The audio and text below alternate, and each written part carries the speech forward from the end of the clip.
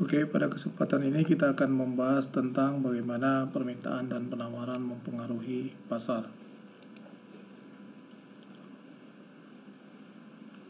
Penawaran dan permintaan adalah dua kata yang paling sering digunakan oleh para ekonom atau kata-kata yang paling sering menjadi perdebatan para ekonom ya. Supply dan demand adalah kekuatan yang bisa mempengaruhi pasar bekerja, di mana dalam ekonomi modern ya pembahasannya umumnya terkait dengan penawaran, permintaan, dan keseimbangan. Yang dimaksud dengan pasar adalah sekelompok pembeli maupun penjual yang berinteraksi untuk pertukaran barang dan jasa ya. Dalam hal ini supply dan demand atau penawaran dan permintaan adalah merujuk pada perilaku orang-orang ketika mereka berinteraksi dalam suatu pasar ya, bagaimana pola perilaku pembeli, bagaimana pola perilaku penjual, maka itu merupakan pencerminan sehingga kita mengenal terminologi supply dan demand. Di dalam sebuah pasar, buyer itu berada pada sisi demand, kemudian seller berada pada sisi supply ya. Selanjutnya di dalam pembahasan ini kita akan perkenalkan ada beberapa tipe-tipe pasar dalam sebuah pasar yang kompetitif. Sebuah pasar kompetitif adalah pasar di mana ada banyak penjual dan pembeli, ya kan? Oleh karenanya dalam penetapan harga tidak bisa dikontrol atau dikendalikan oleh satu orang, ya kan? Karena ada banyak pembeli dan penjual, ya. Di mana para penjual misalnya tidak bisa menetapkan harga sesuka hati, ya, atau mereka bersifat harga yang mereka tetapkan itu berbeda tipis dengan harga yang ditetapkan oleh para penjual lain ya. Jadi tidak bisa begitu terlalu berbeda. Nah, berikutnya ada yang disebut dengan pasar kompetisi, perfect competition ya, di mana pasar persaingan sempurna ini memiliki produk yang diperjualbelikan itu sama, ada sejumlah pembeli dan penjual sehingga mereka semua tidak punya pengaruh penting atau tidak punya pengaruh signifikan dalam penetapan harga, karena pembeli maupun penjual dalam pasar perfect competition sifatnya hanya sebagai price taker atau mengikuti harga yang berlaku di pasar. Kemudian ada juga yang disebut dengan pasar monopoli ya, di mana ini ada one seller and seller control price ya. Ada satu penjual dan penjual tersebut punya kendali penuh untuk mengontrol harga. Kemudian ada pasar oligopoli, di mana ini pasarnya memiliki sejumlah penjual ya. Karena masing-masing produknya unik, maka kompetisinya tidak begitu agresif ya, karena semua punya penggemar masing-masing ya. Kemudian ada pasar monopolistic competition ya, di mana ada many seller, banyak penjual. Kemudian jenis-jenis produknya juga hampir sama ya, tetapi berbeda memang, tapi mungkin fungsinya sama. Setiap seller, setiap penjual ini bisa membuat harga atau menetapkan harga untuk masing-masing produk yang mereka jual ya, walaupun tentu saja tidak bisa berbeda sekali harganya karena orang sudah mengetahui fungsi dan fitur-fitur dikaitkan dengan harga produknya. Nah, kita coba kemudian membahas tentang demand. Jumlah permintaan adalah jumlah barang ya, jumlah barang ataupun jasa yang ingin dibeli oleh pembeli ya. Jadi dalam hal ini ingin dibeli dan ada juga kemampuan untuk membelinya. Jadi hal ini juga dikenal dengan permintaan efektif, bahwa permintaan tersebut diikuti juga oleh daya beli. Jadi bukan sekedar pengen, tetapi ada juga kemampuan untuk membeli barang tersebut. Nah, itu permintaan ya, atau permintaan efektif.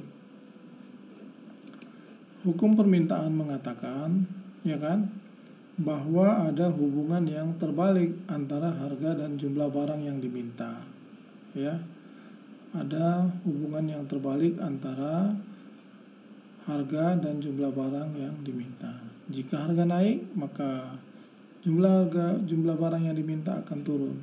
Jika harga turun, jumlah barang yang diminta akan naik. Nah, itu hukum permintaan. Nah, ada juga istilah demand schedule atau daftar permintaan. Daftar permintaan ini adalah suatu tabel yang menunjukkan hubungan antara harga dan jumlah barang yang diminta, ya. Jadi demand schedule atau daftar permintaan adalah suatu tabel yang menunjukkan hubungan antara harga dan jumlah barang yang diminta. Bagaimana contohnya? Contohnya seperti yang disajikan pada slide ini. Nah, ini adalah daftar permintaan es krim. Nah, ini harganya, price, mulai dari 0 misalnya sampai yang tertinggi yaitu $3. Ini jumlah barang yang diminta. Nah, kalian perhatikan bahwa ketika harganya yang paling rendah, itu jumlah permintaan yang paling banyak. Ketika harga yang paling tinggi di sini $3, maka jumlah permintaannya paling sedikit, yaitu 0. Nah, ini yang dimaksud dengan hubungan yang terbalik, ya, inverse relationship, ya, between price and quantity. Lalu apa yang mempengaruhi permintaan? Ya, permintaan ini dipengaruhi oleh harga pasar, kemudian pendapatan konsumen, kemudian harga barang-barang yang terkait, kemudian cita rasa, kemudian ekspektasi konsumen, ya, mengenai kondisi perekonomian atau kondisi secara umum di masa depan.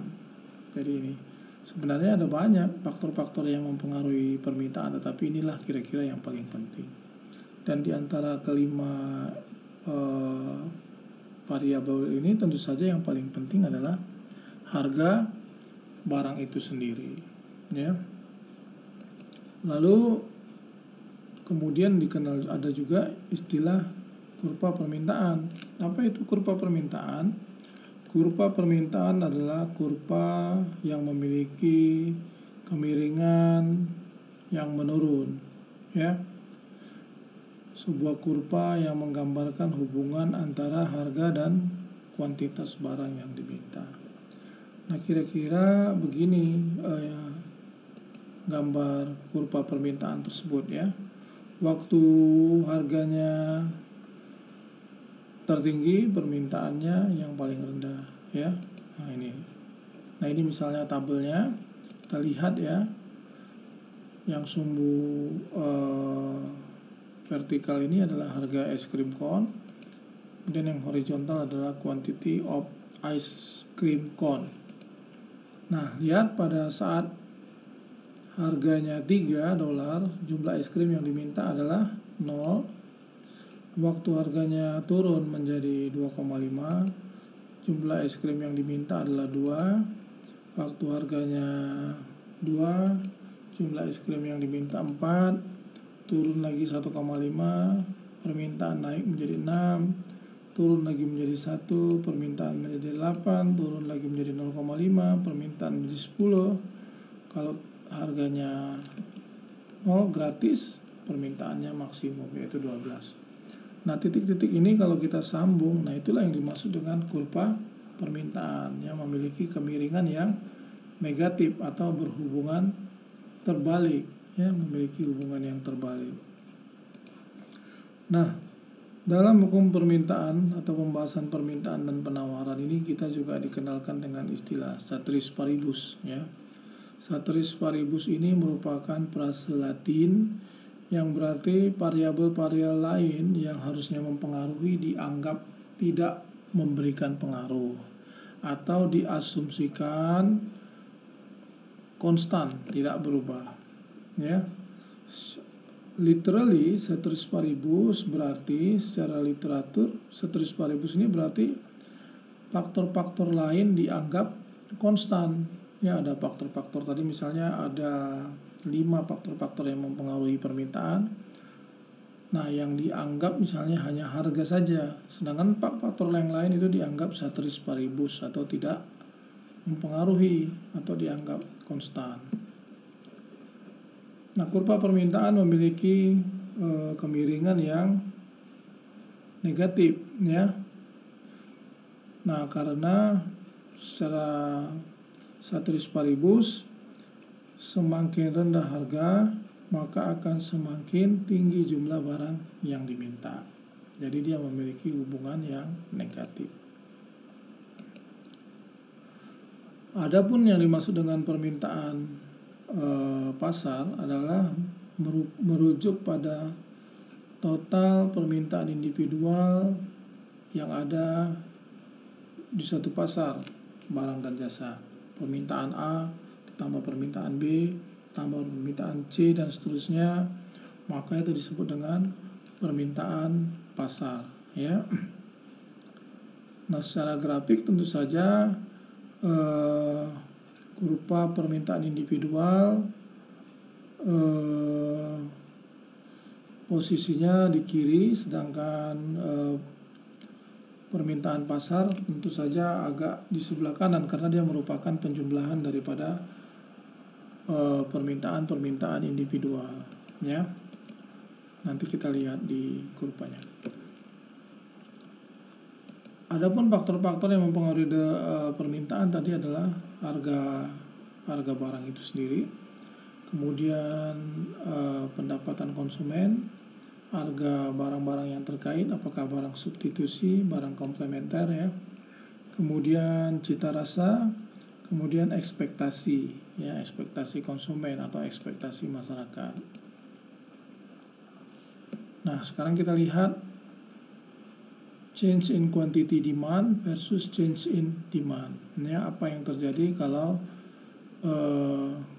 jumlah kuantitas permintaannya berubah dikaitkan dengan perubahan permintaan itu sendiri. Perubahan di dalam jumlah permintaan. Nah, di sini ada istilah movement, movement, ya, movement along the demand curve, ya. Movement ini artinya adalah pergerakan di sepanjang kurva permintaan, ya. Pergerakan di sepanjang kurva permintaan. Pergerakan di sepanjang kurva permintaan disebabkan oleh perubahan harga produk. Jadi kalau harga yang berubah, maka yang terjadi adalah pergerakan di sepanjang kurva permintaan. Nah, ini contohnya, misalkan price of cigarette, ya, harga rokok per pack ini misalnya $2, permintaan adalah 20, ya.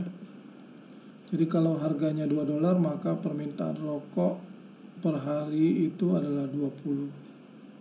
Titik A. Nah, kemudian apa yang terjadi kalau harganya berubah? Ya kan? Nah, misalnya ada kejadian dikenakan pajak, ya. Pajak menaikkan harga rokok. Kemudian ini mengakibatkan pergerakan di sepanjang kurva permintaan. Ya, harga naik dari 2 menjadi 4. Kemudian permintaan jadi turun menjadi 12. Ya, atau pada posisi C. Ya, pada posisi C. Nah, pergerakan dari A ke C ini disebut dengan movement, ya, atau pergerakan di sepanjang kurva permintaan. Dia berubah titiknya tapi tetap di sepanjang kurva ini dari A ke C. Nah, change in demand, ya kan, Kemudian ada perubahan dalam permintaan. Ada istilah shift ya. Shift ini maksudnya adalah pergeseran. Pergeseran kurva permintaan apakah ke kiri atau ke kanan? Ya kan, kita akan lihat nanti bahwa kurva permintaan akan bergeser ke kiri dan kanan. Tadi kan sebelum ini dia hanya bergerak di sepanjang kurva permintaan.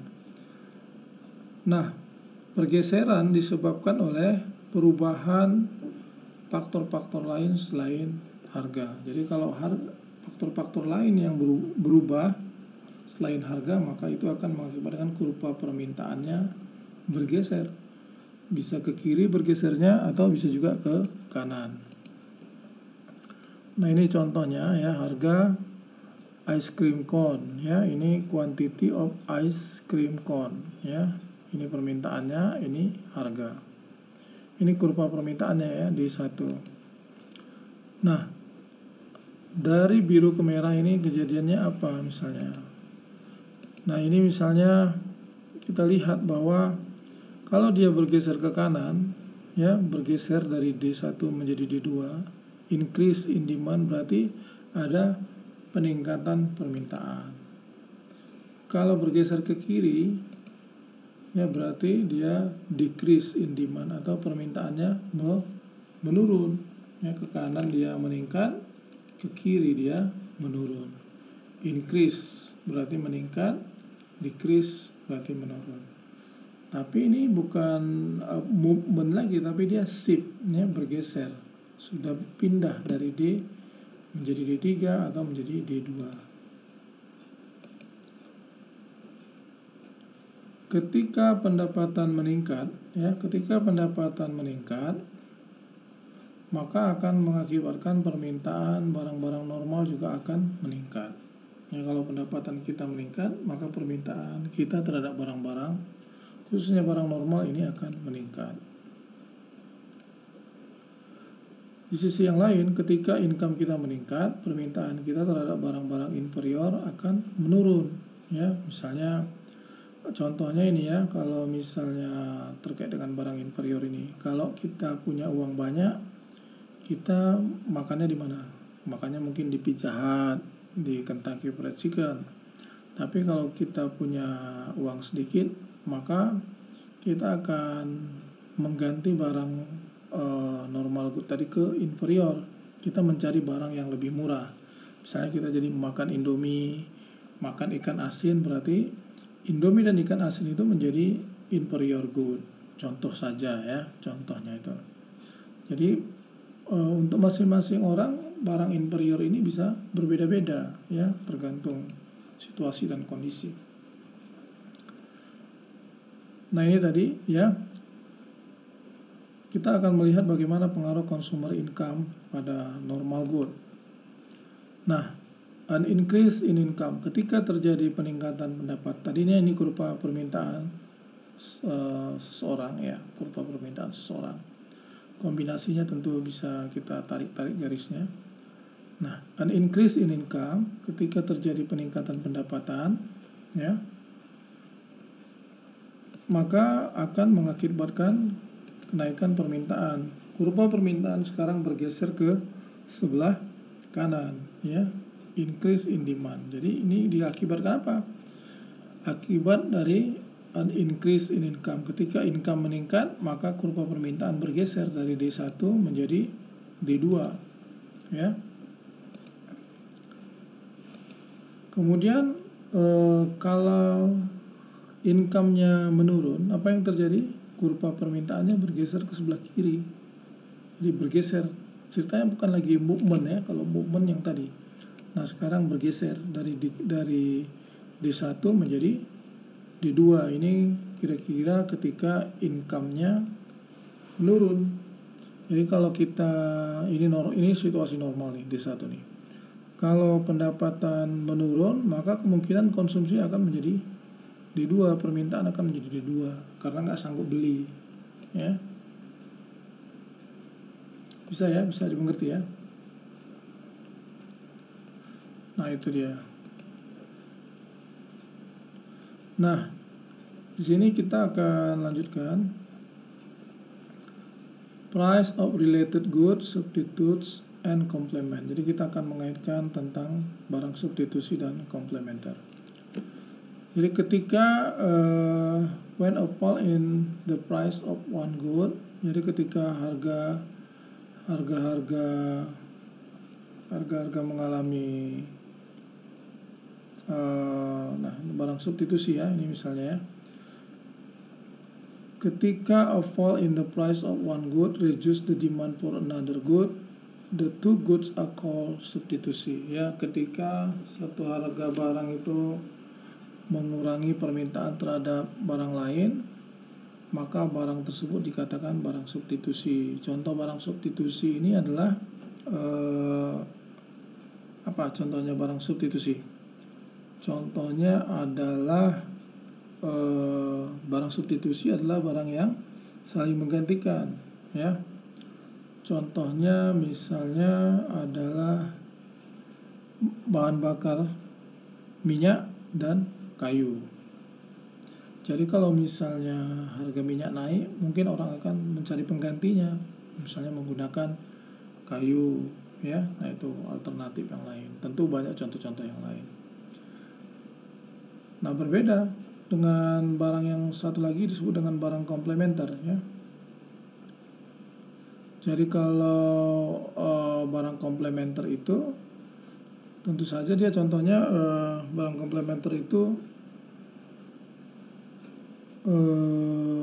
sendok dan garpu, misalnya, itu contohnya ya. Atau ya banyaklah contoh yang lain yang saling melengkapi dia, sepatu dan kaos kaki, ya kan. Kalau harga sepatu naik, kemungkinan harga kaos kaki juga akan ikut naik, ya kan. Kalau komplementer yang lain misalnya gula dan teh, ya kan. Kalau harga gula naik, maka harga teh juga akan naik. Kalau gula dan kopi, nah itu adalah contoh barang substitusi, ya. Oke ya, kita lanjutkan. Nah, jadi kita lihat di sini tabel ini menyimpulkan perubahan dalam jumlah permintaan dan perubahan permintaan. Nah, yang perlu kita cermati adalah yang baris pertama ini. Kalau harga yang berubah, maka dia akan membuat kurva permintaan hanya bergerak di sepanjang kurva permintaan. Ya, represent a movement along the demand curve, ya. Jadi hanya merepresentasikan perubahan di sepanjang kurva permintaan. Sedangkan kalau faktor-faktor yang selain harga, ini kan harga nih. Kalau yang lain selain harga yang berubah, mulai dari income, price of related good, taste, expectation, number of buyers, maka ini mengakibatkan pergeseran. Ya, jadi ada dua perubahan. Yang satu disebut dengan movement, yang satunya lagi shift. Shift ini bergeser, movement bergerak. Ini dia bergerak di sepanjang kurva, ini membuat kurvanya bergeser kiri atau ke kanan. Kalau meningkat dia ke kanan, kalau berkurang dia bergeser ke kiri. Nah, di sisi yang lain ada supply, ya, supply. Jumlah barang yang ditawarkan adalah jumlah barang dan jasa yang bersedia dan mampu untuk dijual, ya. Yang ingin dijual, jumlah barang dan jasa yang ingin dijual oleh seller, ya. Terkait dengan ini ada yang disebut dengan hukum penawaran. Hukum penawaran mengatakan bahwa ada hubungan positif antara harga dan jumlah barang yang ditawarkan, ya. Jumlah barang yang ditawarkan dan harga itu memiliki hubungan yang positif. Jika harga naik, maka penawaran semakin naik. Atau jika harga naik, para penjual akan lebih semangat menjual barangnya. Mereka akan menjual barangnya lebih banyak. Ketika harga turun, maka mereka kurang semangat untuk menjual barangnya secara lebih banyak, ya. Jadi dia berbeda dengan permintaan. Kalau permintaan memiliki hubungan yang negatif, kalau penawaran memiliki hubungan yang positif. Lalu apa saja faktor-faktor yang mempengaruhi penawaran? Penawaran dipengaruhi oleh harga barang itu sendiri, ya. Kemudian harga bahan baku, teknologi, ekspektasi, kemudian jumlah produsen. Nah ini ya, berbeda ya. Jadi yang sama poin pertamanya saja. Apakah ini saja yang mempengaruhi penawaran? Ya ada banyak, tetapi yang paling penting yang 5 ini. Dan di antara yang 5 ini yang paling penting adalah yang nomor 1 ini. Nah, kemudian supply schedule adalah tabel yang menunjukkan hubungan antara harga dan jumlah barang yang ditawarkan. Ya, ini supply schedule. Dia menghubungkan antara menceritakan hubungan antara harga dan jumlah barang yang ditawarkan. Nah, lihat pada gambar ini bahwa dia memiliki hubungan yang positif. Jadi dia berbanding lurus. Jika harga naik, maka jumlah barang yang ditawarkan juga naik. Jika harga turun, jumlah barang yang ditawarkan juga akan turun. Ya. Jadi kurva penawaran ini memiliki slope yang bergerak dari kiri bawah ke kanan atas, atau memiliki slope yang positif. Nah ini kita lihat di sini supply kurva penawaran ya. Ini ada tabelnya, tabel price dan quantity. Ini adalah harga es krim cone, kemudian di sini adalah tentu saja jumlah barang yang ditawarkan ya, jumlah es krim cone yang ditawarkan. Ketika harganya 0,5 ya, nggak ada yang mau menjual es krim cone ya, 0. Kemudian ketika harga es krim cone ada di pasar ada $1, ada satu yang ditawarkan. Kemudian waktu 1,5 sudah ada 2 dan seterusnya. Ya, jadi semakin tinggi harganya, maka semakin banyak barang yang ditawarkan. Nah, ini kita hubungkan, maka ini disebut dengan kurva permintaan ya, maka disebut dengan kurva permintaan. Nah ini dia kurva permintaan. Jadi dia slope-nya positif dari kiri bawah ke kanan atas. Nah, bagaimana dengan market supply? Maka market supply adalah merujuk pada jumlah total daripada penawaran individual yang ada di pasar. Penawaran si A tambah penawaran si B tambah penawaran si C, maka disebut dengan penawaran pasar. Maka secara grafik dia tentu saja semakin ke kanan maka akan menunjukkan penawaran yang lebih banyak ya. Biasanya penawaran individu di sebelah kiri, penawaran pasar berada di sebelah kanan, karena dia mencerminkan penjumlahan daripada penawaran individu ya. Nah ini tadi adalah faktor-faktor yang mempengaruhi penawaran ya, market price, input price, teknologi, expectation, number of producer ya, jumlah produsen. Nah kita akan lihat juga ada change in quantity ya, perubahan jumlah penawaran, versus change in supply ya, perubahan kurva penawarannya itu sendiri. Nah kita lihat bahwa change in quantity supply mengakibatkan pergerakan di sepanjang kurva permintaan. Pergerakan di sepanjang kurva permintaan disebabkan oleh perubahan harga daripada produk. Jadi kalau harga yang berubah akan mengakibatkan movement ya, atau pergerakan ya, akan mengakibatkan pergerakan. Nah ini kita lihat contohnya. Misalkan harga es krim cone adalah $1, maka jumlah es krim cone yang ditawarkan adalah 1 unit ya, atau titik A. Nah, a rise in the price of ice cream cone artinya adalah peningkatan harga pada es krim cone akan mengakibatkan pergerakan di sepanjang kurva permintaan. Jadi kalau harga berubah, bagaimana dengan supply? Supply-nya akan bergerak ya, supply-nya akan bergerak. Ketika harga bergerak dari $1 menjadi $3, maka jumlah barang yang ditawarkan atau es krim cone yang ditawarkan menjadi 5, sehingga titiknya sekarang menjadi C. Nah, perubahan dari A ke C ini disebut dengan movement atau pergerakan, ya. Jadi ada dua sebenarnya terminologi yang dibahas, ada pergerakan dan pergeseran, kurva permintaan ataupun kurva penawaran. Nah, ini adalah pergerakan kurva penawaran dari A ke C. Dia menunjukkan perubahan harga mengakibatkan perubahan jumlah permintaan di sepanjang kurva permintaan. Lalu ada yang satu lagi namanya shift, ya.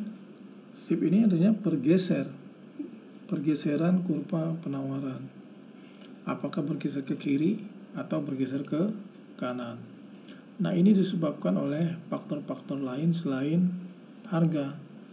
Jadi selain harga, ketika yang berubah adalah selain harga, maka kurva penawaran akan bergeser baik ke kiri ataupun ke kanan, atau istilahnya shift, ya, shift to the left or shift to the right, ya, bergeser ke kiri atau bergeser ke kanan. Nah, ini contohnya dari S2 ke S1 ke S2 itu bergeser ke kanan, berarti increase in supply, ya, peningkatan penawaran. Dari S1 ke S3 berarti decrease in supply-nya menurun. Nah, ini bergeser.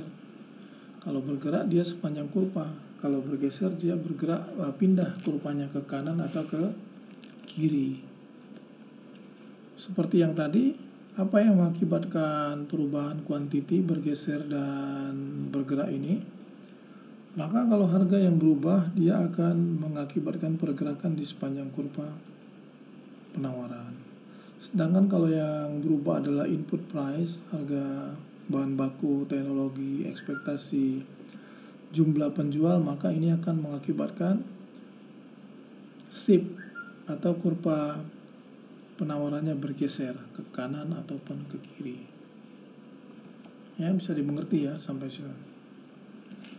Lalu yang berikutnya adalah bagaimana interaksi antara supply dan demand secara bersama-sama.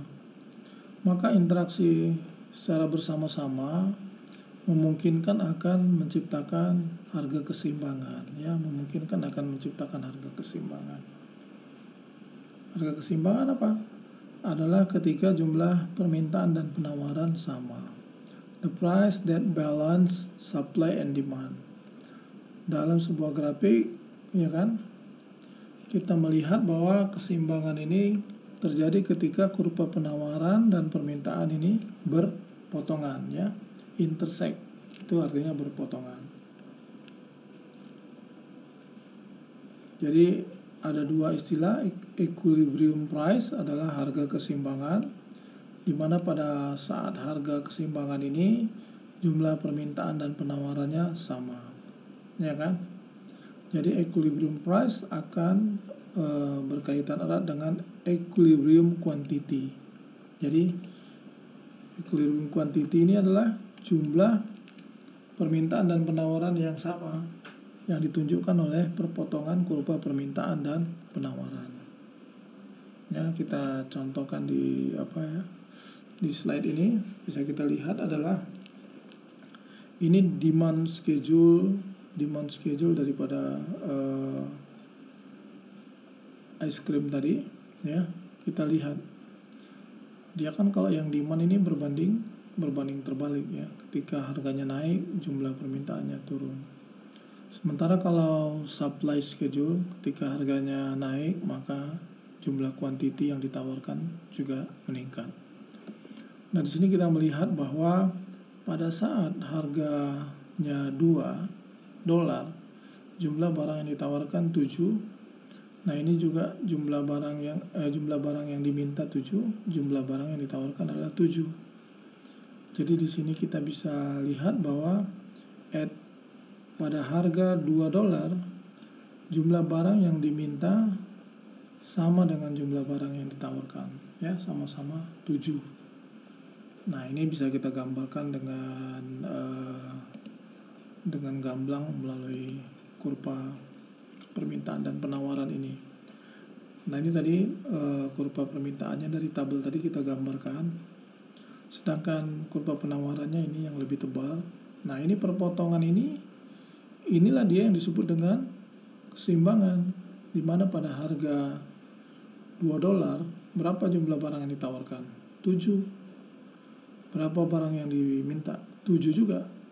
Ya, nah ini disebut dengan equilibrium, ya, keseimbangan permintaan dan penawaran. Atau jumlah barang yang ditransaksikan sebanyak 7 unit. Waktu harganya $2. Berarti total penjualan tinggal dikalikan saja, 2 dikali 7. Berarti total penjualan adalah 14. 2 kali 7 kan $14 ya, pendapatan penjual es krim. Nah, kemudian kita akan membahas apa yang dimaksud dengan excess supply. Excess supply ini adalah kelebihan penawaran, ya, kelebihan penawaran. Bagaimana kasusnya? Kasusnya begini. Nah, ini tadi kan keseimbangan, ya, keseimbangan permintaan keseimbangan permintaan dan penawaran pada harga $2, jumlah transaksi kan 7 unit. Bagaimana kalau harganya di atas harga pasar? Nah, kalau harganya di atas harga pasar, misalnya 2,5, yang terjadi adalah ini nih, kita tinggal menarik garis ini ke bawah, maka jumlah ini apa nih? Jumlah barang yang diminta adalah 4 unit, ya kan? Sedangkan barang yang ditawarkan adalah 10 unit, ya kan? Maksudnya apa ini? Yang lebih semangat menjual penjual, tapi yang beli sedikit karena harganya semakin tinggi kan. Kalau harganya 2 tadi kan mereka mintanya 7 nih. Kalau harganya naik menjadi 2,5, permintaan menjadi 4. Ya, permintaan menjadi 4. Sedangkan penawaran di sini kita lihat waktu harganya 2, penawarannya 7. Nah, naik di sini 2,5, penawarannya menjadi 10. Nah, berarti terjadilah yang disebut dengan excess supply atau surplus. Ya, surplus. Yang dimaksud dengan surplus, ya kan, ketika harga berada di atas harga keseimbangan, maka jumlah barang yang ditawarkan melebihi jumlah barang yang diminta. Hal itu mengakibatkan disebut dengan excess supply atau surplus atau kelebihan penawaran.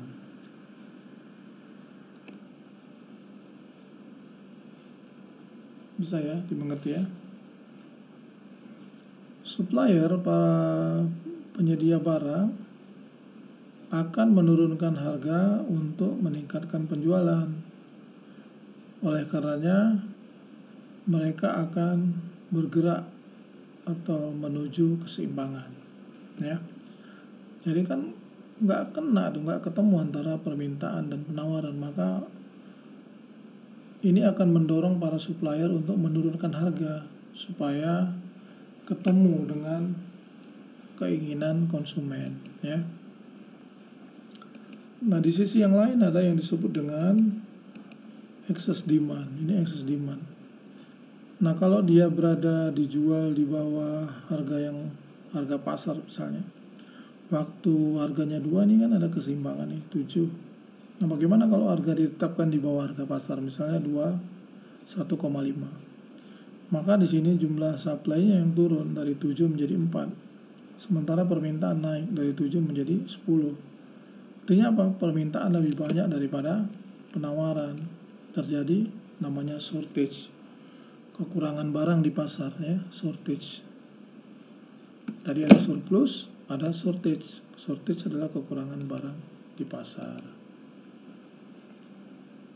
Jadi shortage terjadi ketika harga berada di bawah harga pasar. Pembeli semangat, wah aku mau beli banyak lah kan harganya lagi murah.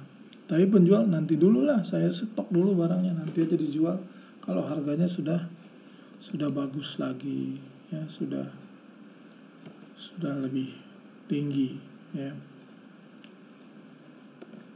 Bisa ya dimengerti di situ. Nah, 3 langkah untuk menganalisis perubahan keseimbangan. Ya, 3 langkah untuk menganalisis perubahan keseimbangan. Kita akan memutuskan apakah suatu kejadian menggeser kurva permintaan atau penawaran, atau menggeser dua-duanya. Kemudian kita akan memutuskan apakah suatu kejadian itu menggeser ke kiri atau menggeser kurvanya ke kanan. Kemudian kita akan menguji bagaimana pergeseran tersebut mempengaruhi harga dan kuantitas. Nah, lebih mudahnya kita akan lihat pada gambar ini berikut ini ya. Nah, ini saya akan jelaskan ini supaya lebih mudah dimengerti bagaimana peningkatan permintaan akan mempengaruhi keseimbangan. Nah, ini bisa lihat ini adalah keseimbangan awal. Ini kurva permintaan awal, ini kurva penawaran awal, ini keseimbangan awal.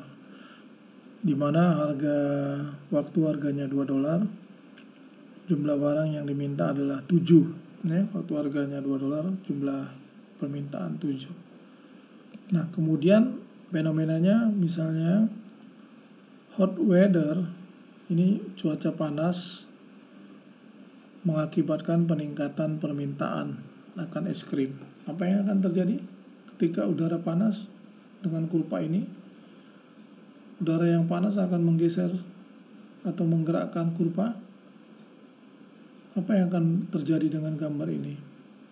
Nah, yang terjadi adalah ketika cuaca panas, maka kemungkinan akan terjadi peningkatan es krim. Selera untuk makan es krim meningkat.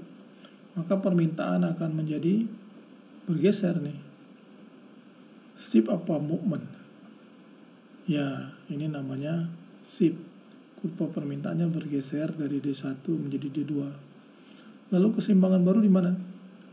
Di sini keseimbangan yang baru, ya. New equilibrium. Jadi pergeseran akibat perubahan cuaca ini mengakibatkan harga naik menjadi 2,5. Kemudian jumlah es krim yang diminta menjadi 10, ya, gara-gara keseimbangan yang baru ini. Jadi kita lihat bagaimana satu kejadian ini mempengaruhi interaksi permintaan dan penawaran di pasar, ya. Nah, kita lihat bahwa pergeseran dalam kurva penawaran disebut dengan change in supply, perubahan penawaran. Sedangkan pergerakan di sepanjang kurva penawaran disebut dengan a change in quantity supply, ya, perubahan jumlah kuantitas barang yang ditawarkan. Demikian juga ini a shift in demand curve, ya, pergeseran di kurva permintaan disebut dengan perubahan permintaan, sedangkan pergerakan di sepanjang kurva permintaan disebut dengan perubahan jumlah barang yang diminta. Nah, ini what happen to price and quantity when supply or demand shift, ya. Nah, nanti ini dipahami ya, tapi intinya seperti yang saya jelaskan tadi. Kemudian how a decrease in supply effect mempengaruhi keseimbangan. Bagaimana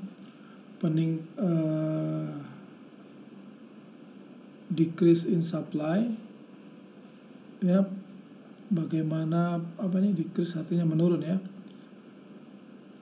Bagaimana kalau misalnya pergeseran penawaran yang menurun mengakibatkan mempengaruhi keseimbangan. Nah, misalnya terjadi gempa bumi, ya, Kalau terjadi gempa, ini menggeser kurva yang mana nih? Nah, dalam kasus ini dia gempa bumi membuat supply decrease ya dari S1 menjadi S2. Tadinya keseimbangannya di sini nih, waktu harganya 2 dan 7. Sekarang gara-gara gempa ini pabriknya tutup. Ya, kalau pabriknya tutup atau cuma beroperasi separuh, maka kurva penawarannya shift atau movement ini namanya. Ya, ini namanya shift nih. Shift dari S1 ke S2 bergeser ya. Nah, akan terbentuk keseimbangan baru di sini, di mana harga yang berlaku adalah 2,5, waktu harganya 2,5, konsumsi es krimnya keseimbangannya adalah 4 unit. Nah, gitu. Bisa ya dibayangkan ya. Oke. Nah, itu bagaimana ada fenomena-fenomena yang bisa mempengaruhi permintaan dan penawaran suatu barang. Ya, dan Anda juga sekarang sudah mengerti dalam teori permintaan penawaran ini ada istilah shift and movement atau bergeser dan bergerak. Nah, saya ingin Anda menjelaskan nanti bagaimana seandainya kalau dua event itu terjadi sekaligus. Misalnya ada gempa bumi, kemudian cuaca sangat panas sekali. Lalu gambarnya seperti apa? Nah, mungkin ini bisa Anda submit di tugas Anda dalam sesi ini. Oke, saya kira demikian dulu untuk penyampaian materi pada kesempatan ini. Terima kasih.